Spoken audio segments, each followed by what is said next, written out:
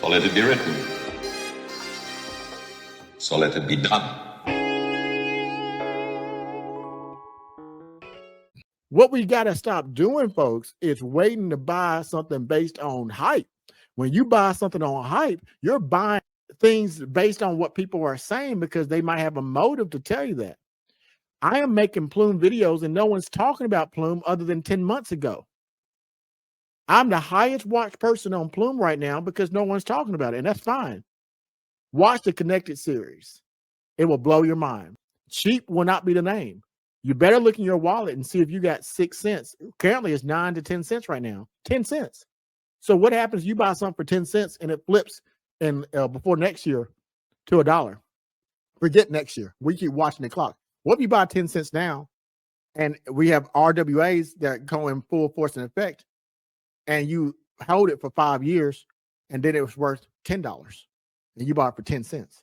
We got to start thinking, all right? For institutions to use the blockchain, will they have to solve the blockchain trilemma of security? Two different points of opinions. I do not think that decentralization is any longer a thing that we have to push another thing to be successful.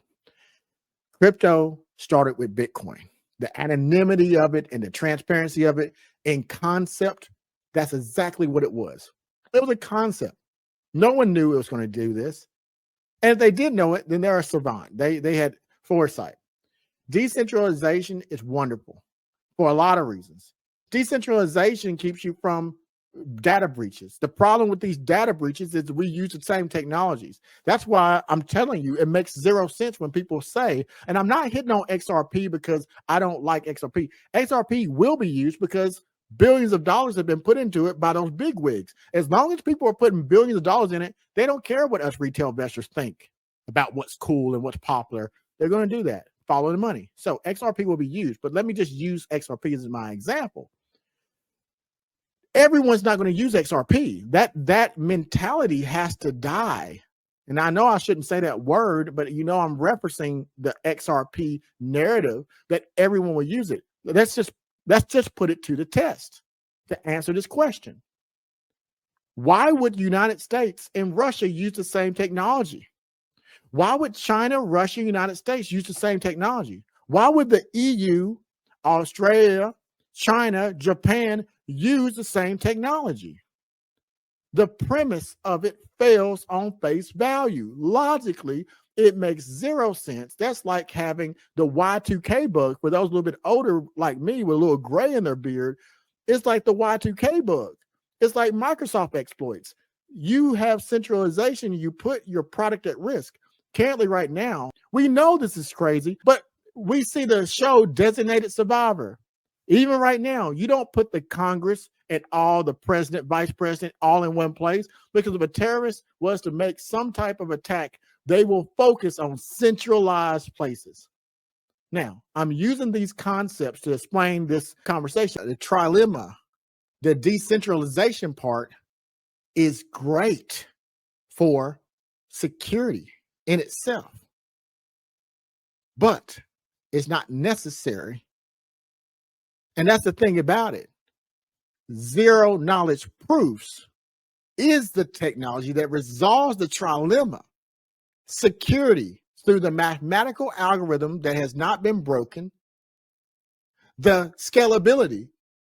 Ethereum itself realized it's not scalable. And one of the reasons it's not scalable, XRP is telling you another reason it hasn't been as scalable. The XRP ledger, as of September 22nd, 2025, told you they have to get more scalable for compliance. Part of scalability isn't growth like this, folks. Scalability comes from regulation. I did a video that says how to detect good cryptos 2 years ago. I'll put it out in my next coming videos just to show you. I talked about it. I said, when you're identifying a crypto, regulation and legal compliance is necessary. And now we're here.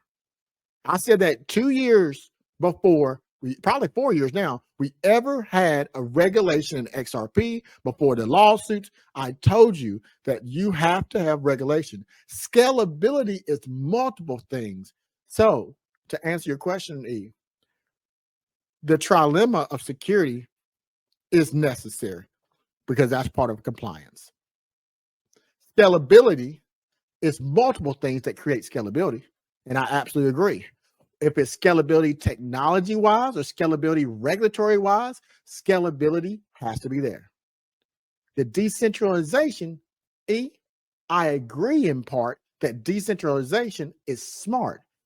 If I take my passcodes to my bank account and I put those on a piece of paper, and I take that piece of paper and I tear it in half, and I take that piece of paper and I tear it in half, and I mail those pieces of paper to 4 different locations. And I tell the person, close my eyes, put those pieces of paper in a lockbox and bury them where only you know where the location is. That's decentralization. If I gave that passcode, I just want you to bury the code, and everybody in our little group, I want you to take their codes and bury it.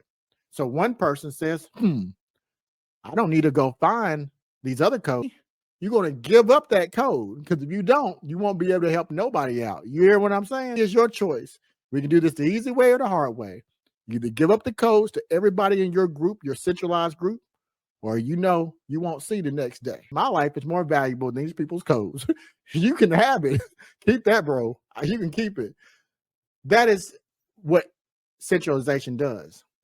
My point I'm trying to make, though, is zkMe, zero knowledge proofs, zkSync, zero knowledge proofs, zk rollups, zero knowledge proofs. No matter how you say it, this mathematical algorithm that I will go through and explain how it works is the key to all 3 things.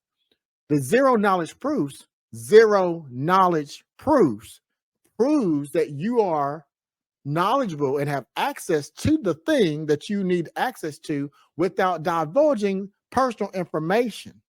It's like you go to a bank, and when you walk up, they know who you are. They recognize you. They know you're not a fake person. They know that you are the holder of the account, and you never even have to open your mouth to say a thing. That is the power of this mathematical concept called zero knowledge proofs. And it's been out since the 80s, but it's now conceptualized through blockchain. And that's what the use case is. So institutions need to have scalability, security, and they need to have a methodology for compliance. Does it need to be centralized?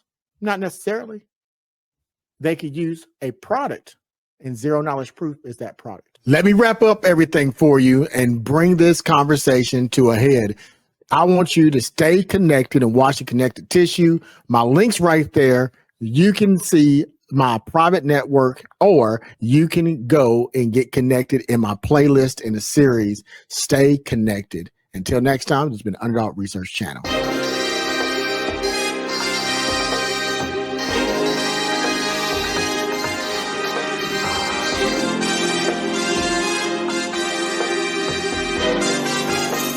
The juices will bend.